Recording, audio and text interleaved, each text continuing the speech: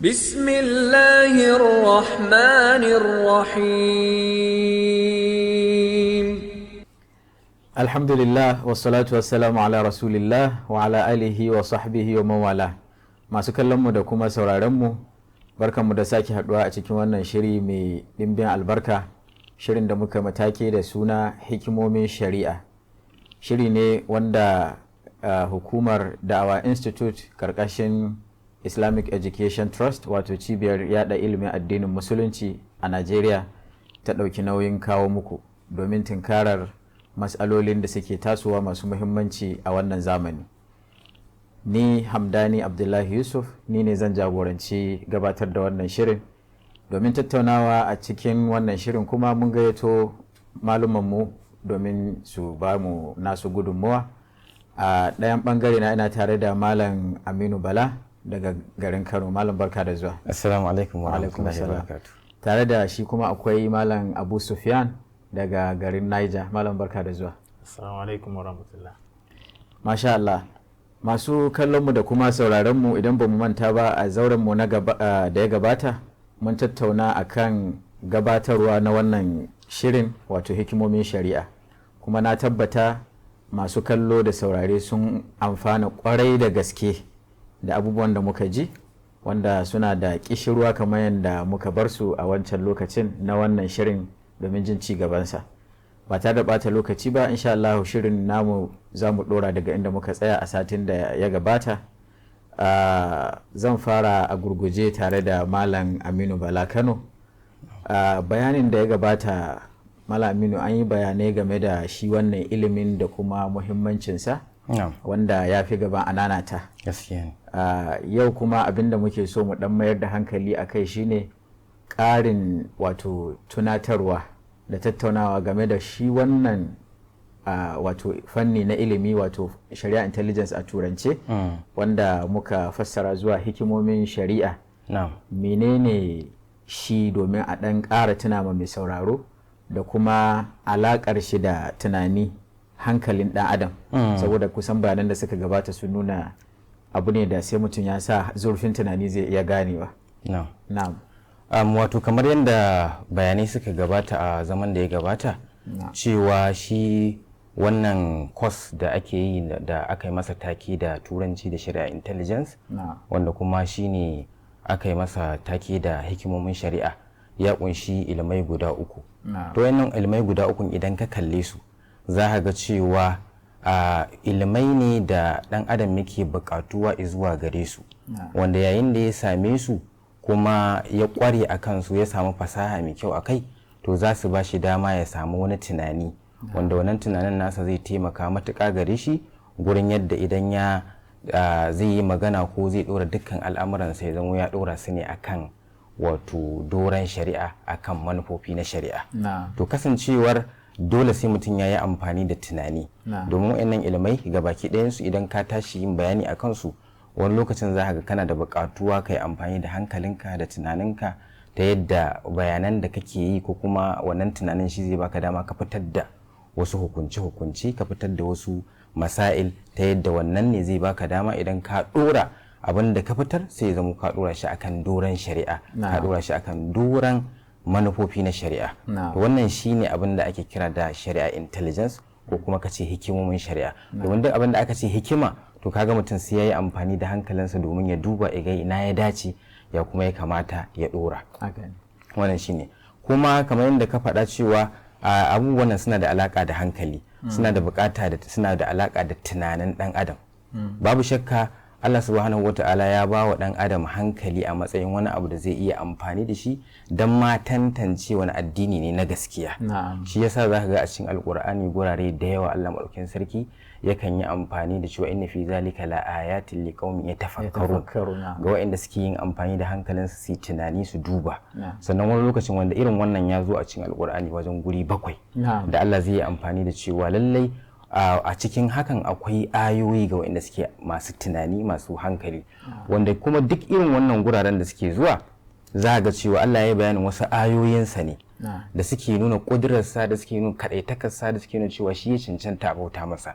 To bayan ya yi wannan bayanin da yake nuna ma cewa shi kaza yayi kaza yayi kaza, ya halicci kaza, to sai ya ce to a cikin wannan bayanin akwai ayoyi ga masu hankali su san cewa Allah shi ya cancanci bauta. Sannan wasu guraren kuma Allah yakan yi amfani da inna fi zalika laayatin liqaumin ya'qilun, ma'ana masu yin amfani da hankali. To shi ma wannan ya zo a cikin alqur'ani kusan guri 8 wanda dukka ake a nuna amfani da cewa mutum ya amfani da hankalinsa don ya tabbatar da cewa abin nan da aka ambata masa alama ce da za ta tabbatar masa da Allah shine ubangiji, shine mai wato ya cancanci a bauta masa. Kaga a idan muka kalli nan zamu ga cewa Allah tuni ya bawa dan adam dama ya amfani da hankalinsa gurin tantance addinin da yake na gaskiya. Sannan a wasu guraren kuma Allah madaukakin sarki idan ya bayani sai ce wato li'ulil albab, gama abota hankali, ma'ana masu yin amfani da hankalinsu za su iya fahimtar haka. Inna fi khalqis samawati wal ardi waqtilafil layli wan nahari la ayatin li'ulil albab, gama abota hankali za su iya gane cewa lallai caccanjawar da ake samu daga rana, wata da shauransu alama ce mutum ya amfani da hankalinsa ya gane cewa lallai wanda yake wannan aikin shi ya cancanci abota masa. A wani gun kuma kaji Allah ya ce afala yatadabbaruna alquran, wanda dukkanin waɗannan bayanai ne da suke nuna cewa mutum ya amfani da hankalinsa domin tabbatar da wato addinin da yake na gaskiya. To shi yasa ma wadai daga cikin malamai wato Imam al-Ghazali wanda kaga yana daga cikin manya-manyan malamai yake ba da misali cewa wato yake kokarin kwatanta alaƙar da take tsakanin hankali da kuma wato da wahayi. Sai yake cewa alaƙar da take tsakanin hankali da wahayi kamar irin alaƙar da take tsakanin ido ne da kuma wato haske. Sai yake cewa idan mutum da zai tsaya ya ce shi zai yi amfani ne kawai da iya hankalinsa, to daidai yake da mutumin da zai shiga cikin duhu, ya shiga duhu amma ya bude idansa. Wannan bude idan nasa da yayi tun da gurin duhu ne ba zai gani ba. Haka zai kuma wanda ya ce shi a'a shi kawai wahayi zai bi ba zai amfani da hankalinsa ba, to zai yi daidai da wanda kuma shi kuma wato ya shiga wato a duhu amma ya bude idansa. To wannan bude idan nasa da zai zama cewa idan misali anan misalin da ya kwatanta idan kamar shine hankalin, hasken kuma kamar shine wahayi. So idan ya zama cewa ya rufe idansa to kaga babu amfani da hankali. Idan so sai zama gashi haske ne amma ya rufe idansa, to wannan ya zama wato yana da hankalin, ya yi amfani da hankalinsa amma ba da wahayi ba. Idan kuma ya zama cewa wato ya rufe idansa gashi haske, to ya rufe hankalin kuma ya zama cewa a cikin wato akwai kamar ka ce wato ga wahayin amma kuma babu hankali a ciki. To wannan bayanan da Imam al-Ghazali sai ya nuna cewa lallai mutum ya samu cikakkiyar fahimtar addini yana da buƙatar ya haɗa duka guda biyan, ma'ana ya amfani da hankalin da kuma wahayi. Sai ya zama cewa shi hankali yana kai ka zuwa ga wahayi, idan ya kai ka zuwa ga wahayi shi kuma wahayin sai ya ɗora ka akan hanyar da ka dace. Shi sa wanda daga cikin malamai yake ba da misali, yake cewa kamar mutum ne ya shiga wani gari yana son ya san wani gu da yake son zai je. To idan ya je yana sauka a tasha misali, sai yake tambaya cewa da Allah ina ne guri kaza, sai wani ya ce masa ai na sani zo in kai ka. To wannan wanda ya ce zo in kai ka shine hankali. Shi kuma abin da yake nema din wanda in ya je zai abin da zai yi shine wahayin. Saboda haka dole mutum yana da buƙatar hankalinsa ya ja shi tiryan zuwa ga wahayi, sai kuma ya amfani da wahayin. Amma idan ya ce shi ba zai amfani da hankalinsa ba, to babu shakka ba za a samu abin da ake bukata ba. Masha Allah. Mun gode da wannan bayani Malam Aminu. Allah ya saka da alkhairi. Malam Abu Sufyan, in na juyo ta bangaren ka ji bayanan da Malam Aminu ya fara korowa, ya bayanin alakan hankali da kuma wahayi, wanda ya nuna ɗayan ba zai tafi ba tare da ɗaya ba. So idan aka ce musulunci ya ba da dama mutum ya amfani da hankalinsa ba wai ta bin abubuwa ido rufe ba, an san a matsayinmu na musulmi dole aka ce abu halal ne ko haram zaka bi, amma akwai buƙatar zaka fi appreciating wato yaba da jin daɗin addinin in ka san hikimar da take kunshe a ciki. Ko akwai wani tanadi da musulunci ya yi na kare muna hankalin nan namu domin ya kasance ya bayar da amfanin da malam yake bayani a kansa? Tabbas addinin musulunci ya zo da waɗansu abubuwa domin a tsare hankulan mutane. Idan ka lura a cikin suratul bakara Allah subhanahu wa ta'ala ya nuna mana game da illan shan giya, wanda Allah subhanahu wa ta'ala ke cewa yas'alunaka anil khamri wal maisir qul fihima ithmun kabirun wa manafi'u lin-nas wa ithmuhuma akbaru min naf'ihima. Kaga yake cewa ana tambayan ka dangane da shan giya da kuma caca, yace qul fihima ithmun, yace ka fada musu cewa dangane da su akwai zunubi, wa manafi'u lin-nas, da kuma wani abun amfani ga mutane. Wani sai ya ce in ya sha giya lokacin yake samun karfi domin yin abin da yake son ya aikata, wani kuma zai ce sai ya buga caca ai zai samu kudi. Kaga wannan wani dalili ne da ke nuna cewa akwai amfani. Sai dai me Allah subhanahu wa ta'ala cewa yayi wa ismuhuma akbaru min naf'ihima, yace sai dai zunubi da ke ciki ya fi amfanin girma. Kaga duk mai hankali da za ka ce da shi cewa illan wannan abun ya fi amfanin yawa, me zai yi? Zai nisanci haka. Sai malami suka ce daga cikin hikimar da yasa Allah subhanahu wa ta'ala ya haramta shan giya shine domin ya tsare hankulan mutane. Kaga dai kenan. Sa'an nan Allah subhanahu wa ta'ala a cikin suratul Safat lokacin da yake bayani dangane da Annabi Ibrahim alaihi salatu wassalam, yace manzon Allah Annabi Ibrahim yace da mutanensa ata'buduna ma tanhitun wallahu khalaqakum wama ta'malun. Yace ata'buduna ma tanhitun, yanzu za ku bauta ma abinda ku ne kuka kirkire shi da hannuwanku. Wallahu khalaqakum wama ta'malun, hali Allah shine wanda ya hadace ku da kuma duk abinda kuke aikatawa. Kaga sai nuna musu cewa duk mai hankali ba zai dauki hannunsa da irin fahimtar da Allah subhanahu wa ta'ala ya bashi da kuma irin ilimin da Allah subhanahu wa ta'ala ya bashi da kirkiri wani abu sannan kuma ya koma yana bautan wannan abun ba. Misali ne dai zan a ce mutum bayan ya kera mota ko kuma bayan ya sayi mota ya dawo kuma ya zo yana bautan wannan motar, yana amfani.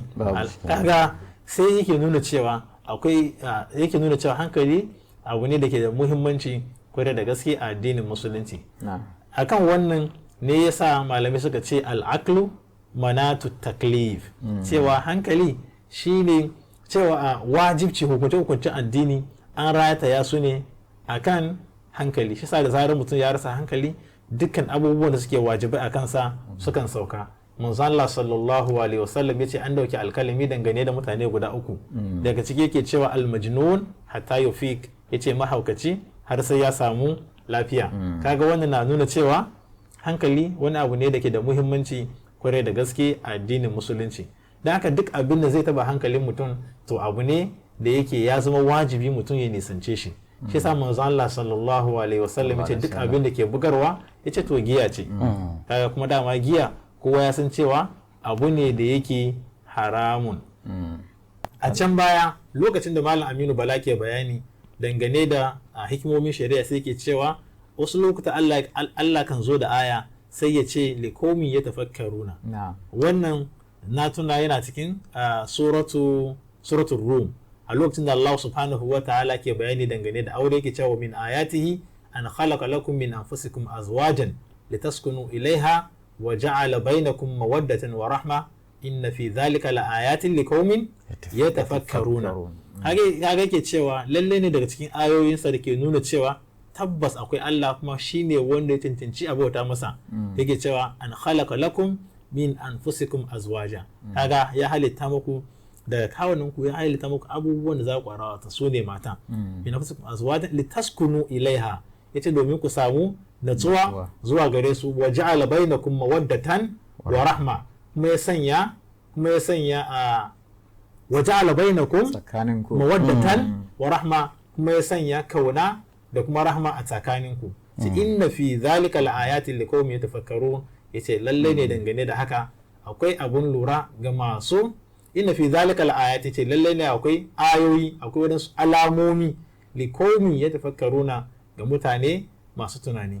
Idan mutum ya kallaci wacce take zaman kanta watan karuwa, wani namiji zai iya zo wajenta da niyan zai zina tare da ita. Abin da ya kawo shi fa kenan. Wanda ya je neman aure me yake son yayi? So yake ya halasta wannan alaka da ke tsakanin namiji da kuma mace. Amma menene bambanci? Shine cewa ita wancan karuwa nata hanyar haramun ne, wannan kuma halas ne a shari'a. Kaga duk da haka in mutum ya lura sai zai fahimci cewa tabbas a cikin neman aure da kuma waɗannan hukunce-hukuncen da Allah subhanahu wa ta'ala ya kawo akwai abubuwan lura ga mutane masu hankali. Mun gane da haka wannan na nuna cewa hankali abu ne mai muhimmanci a cikin shari'a na addinin musulunci. Na'am, to masha Allah Malam Abu Sufyan, muna godiya. Malam Aminu Bala, kaji wato bayanan da malam, idan muka gina akan bayanan da suka gabata, ko musulunci ya ba da dama idan aka ce ga aya ga hadisi, mutum yana da damar da zai iya bincike ya gane hikimar da take cikin wannan, ko kuma dai zai bi ne a matsayin kawai tunda ya ce ya yi imani ya shigo musulunci, abinda ake faɗa cewa al'ibada, asulul ibada at-tawqifiyya, wato tsayawa inda aka ce ka tsaya, ka daina abinda aka ce ka abin nan, ba tare da ya binciken hikima da take cikin abin nan ba. Akwai wannan dama ta mutum ya dan dogon tunani, ya zurfafa tunani game da sosai kuwa akwai hakan. Dan misali za ka ga cewa Allah subhanahu wata'ala ya bamu misalai da yawa. Misali ya bamu misalin su kansu mala'iku. Lokacin da Allah subhanahu wata'ala ya yi nufin zai yi halitta a ban ƙasa ya sanya halifa, wa iz qala rabbuka lil mala'ikati inni ja'ilun fil ardi khalifa. To a lokacin da Allah ya gaya wa mala'iku cewa zai halicci wato halifa a ban ƙasa, to sai mala'iku suke cewa ataj'alu fiha man yufsidu fiha wa yasfiku dima. Yanzu ka sanya wanda zai zamo cewa ya barna a ban ƙasa, ya dinga zubar da jina ne? Wa nahnu nusabbihu bihamdika wa nuqaddisu lak, alhali mu gashi muna tsarkake ka, muna yi maka tasbihi. Allah ya ce inni a'lamu ma la ta'lamun. Kaga anan gurin mala'iku sun tambayi wato sun tambayi ubangiji madaukakin sarki, tambaya ce anan gurin, tambaya da ake kira wato tambaya ta istirshadi da istifhami min al-hikima. Mecece hikimar da Allah zai sa ka halicci wato halifa a ban kasa bayan ga abin da zai iya kasancewa ya fada ciki? Ba kushe suke yi, ba kushe suke ba, ma'ana tambaya ce ta hikima. Kamar yadda malaman tafsiri suke faɗa cewa wato su'al istirshad ce, wal istifham min al-hikima. Suna son su san mecece hikimar da Allah ya sa ya haka, kuma sai Allah ya gaya musu dalili. Allah bai tuhume su ya ce to ni da nake Allah sai kun tambaye ni me zan yi ba, sai yana cewa wannan. Misali kuma na biyu, misali idan muka ɗauki annabi Ibrahim da kansa, Allah yake ba mu labari cewa Allah ya tambaye shi, annabi Ibrahim ya tambaya wa iz qala Ibrahimu rabbi arini kayfa tuhyil mauta. Yace Allah nuna min yadda kake, yadda zaka rayar da wanda yake matacce. Sai Allah yake cewa da annabi Ibrahim awalam tu'min, baka yi imani bane, baka yadda ina da ikon wato tayar da wanda ya mutu bane? Sai ce a qala bala, na yi imani, walakin liyatma inna qalbi. Na yi wannan tambayar ne dan na samu nutsuwa a cikin zuciyata.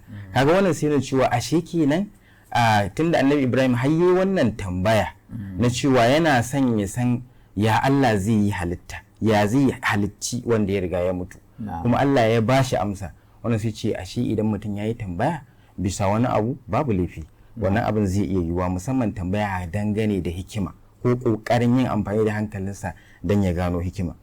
Misali na uku, na Maryam alaihas salam, a lokacin da Allah yake gaya mana, ya bamu labari, iz qalatil mala'ikatu ya Maryam inna Allah yubashshiruki bi kalimatin min ismuhu al-masih Isa ibn Maryam wajihan fid dunya wal akhirati minal muqarrabin wa yukallimu an-nasa fil mahdi wa kahlan wa minas salihin. Allah ya bamu labari, mala'iku sun gaya wa ita na Maryam, suka ce Allah ya zabe ki, kuma Allah maɗaukin sarki yana miki bishara da wani ɗa, wanda wannan ɗan zai kasance da kalmar Ubangiji ta kun fayakun, kuma wannan ɗan da zaki haifa zai zama mai daraja mai girma a wajen Allah da dukkan masu kuma kusanci zuwa ga Allah. Har ma suka ƙara cewa zai yi wa mutane magana yana cikin zanin gado da kuma bayan ya girma.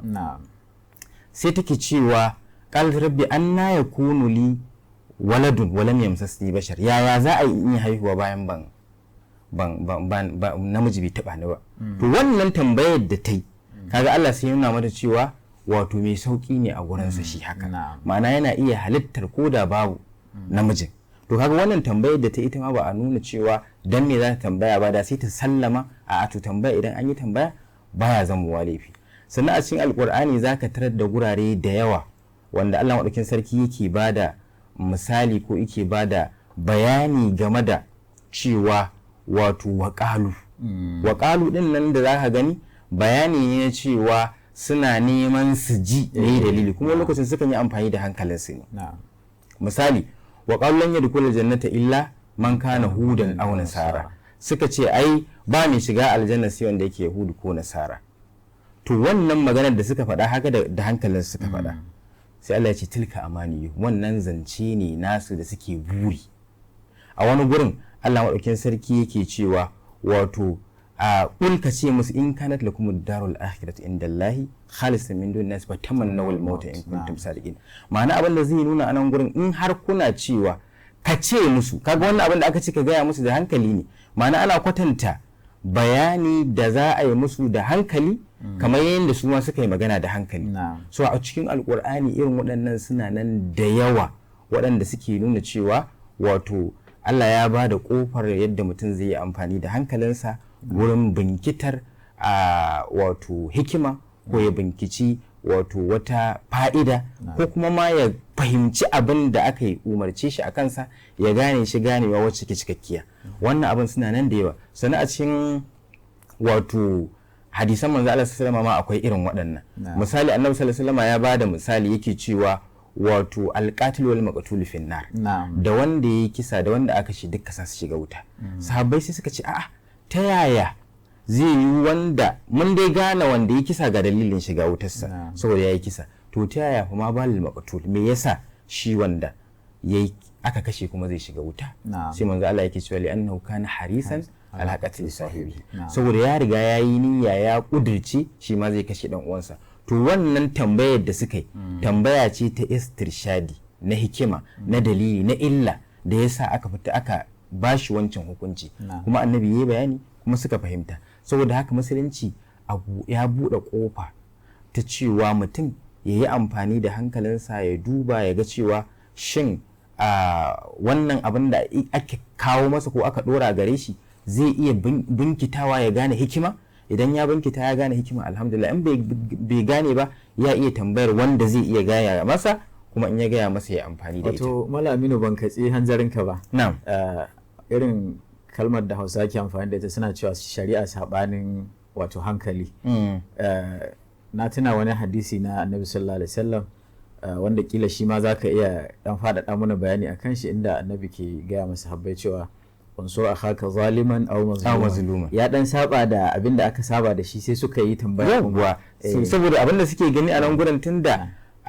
wato dan uwanka da yake ake zalunta wannan a fili yake ka taimaka masa to ya kuma wanda yake zalunci zaka taimaka masa a zahiri kenan da suka tambayi Annabi haka sai ya ba su misali sai ce musu ka kame hannunsa ka bar shi yayi wannan zalunci shi ke nufi da wato ka taimaka masa so da kaga a shi kenan kofar kai tambayar ko kuma kai kokarin gano hikima a cikin ko illar da ta sa aka ce haka wannan kofar a buɗe take a cikin musulunci masha Allah muna godiya kwarai da gaske masha Allah malam Abu Sufyan kaji bayanan da malam Aminu Bala ya koro game da wannan yana kokarin nanata mana muhimmanci ko kuma damar da musulunci ya bayar na mutum ya wato zurfafa tunani akan ayoyin Allah da kuma hadisan manzo sallallahu alaihi wasallam ban san ko akwai ƙarin da zaka muna akan wannan gabar ba tabbas dangane da ayoyi da kuma hadisan manzo Allah sallallahu alaihi wasallam a duk lokacin da Allah subhanahu wata'ala ya yi bayani a cikin alkur'ani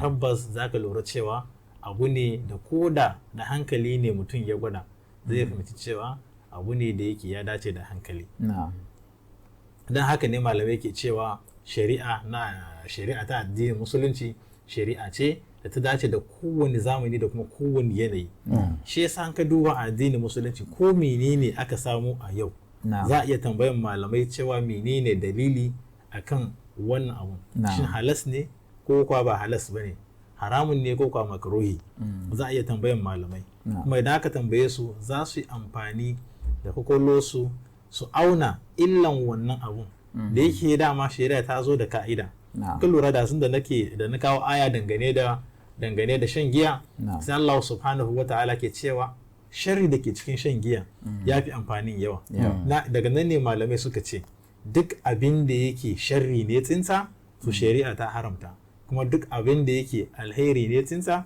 shari'a ta halasta, ko kuma duk wani abin da yake sharrin yarin jayi alheri abu ne haramun, duk ma wani abin da yake amfanin yarin jayi sharrin to abu ne da yake halas. Kaga da zaran suka faɗa irin wannan, duk abin da aka kirkira a wannan zamanin malamai suna iya amfani da kwallonsu da kuma hankulansu sai su auna, daga nan kuma za su gane yadda za su gudanar da shi. Wannan shine abin da kawai zan iya karawa akan bayanin da shi Malam Aminu Bala ya mana. Masha Allah. Malam Aminu, tambaya ta gaba da nake so mu tattauna akan ta shine, tunda mun ji duka bayanan da kuka gabatar cewa shari'ar musulunci ta ba mutum dama ya amfani da wato hankalinsa wurin bincike ko tambaya game da wasu masail na addini don ya ƙara fahimtar abin da addini ya kunsa domin ya ƙara yabawa da jin daɗin addinin. To ai musulunci in ya ba da dama ba zai bar mutum kara zube ba, cewa ka yi tunani kila ya koma irin na falsafa. To akwai wasu matakai ko wasu makaman da shari'a ta tanada wanda za su iya nuna mutum hanya ta yadda zai samu lafiyayyen tunani da ba zai taɓa imaninsa ba. Sosai da gaske.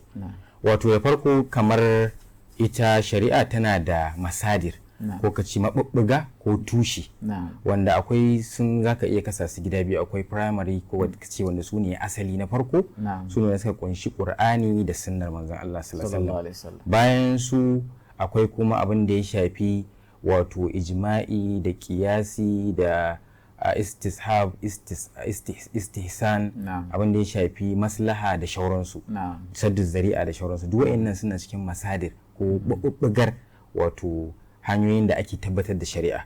To a cikin waɗannan, daga cikin abin da yake da muhimmanci mutane su fahimta, da yawa wasu suna dogara ne da cewa ai ga aya ko ga hadisi, ba tare da sun auna cewa watakila kuma akwai yama su magabatan suka kalli wannan abun ba, a ta yadda zai zamo cewa akwai buƙatar ka duba ka ga wataƙila bayan ayar to malamai da suka yi amfani da wani hukunci da kai kake ganin kamar ko ya saba da tunaninka, to zai zamo cewa sun yi amfani da ko dai istihsan ko sadda zari'a ko kuma abin da ya shafi misali ka ce maslaha. To irin wannan yadda suke yin abin sai ga cewa wataƙila kai a tunaninka kamar bai ya ci karo ko kuma baka ga yan yadda ake ba. To wannan yana daga ciki. Sannan bayan wannan mas'alar da ta shafi maqasid da kuma wato manufa kenan shine maqasid da shari'a ko kuma abin da ya shafi qawaid. Wani lokacin shi ma ana samun kaga cewa malamai sun yi amfani da wani abu yanayi da zai zama maqasad suka duba wata yadda za su cimma wannan manufa din, sai ga cewa kamar watakila kai a tunaninka baka ga an yi amfani da abin da kake ganin shine zahiri ba, sun bi ta wata hanya daban. Ana samun irin waɗannan. Saboda haka dai a dunkule dukkanin dai magana ce ta cewa bayan Qur'ani da sunna to akwai kuma wasu da ake amfani da su wa'anda yawanci kamar yi amfani da hankali da ake yi domin a cimma wato wannan manufa ta shari'ar musulunci. Da yake na san masu sauraro za su ji kana ta amfani da wasu kalmomi su cikin masadir din nan, su saddu zari'a, istihsan, istishab da sauransu.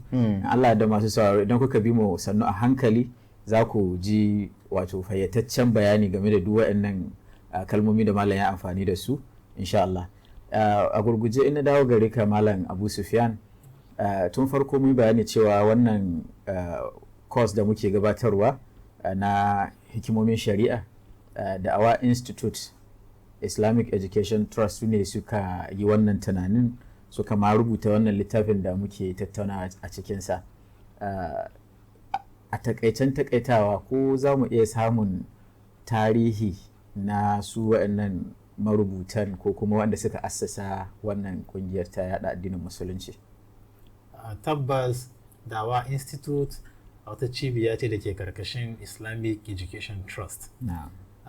Wannan Islamic Education Trust mutane guda uku su suka assasa ta, kuma dukkaninsu a daidai wannan lokacin su riga sun rasu.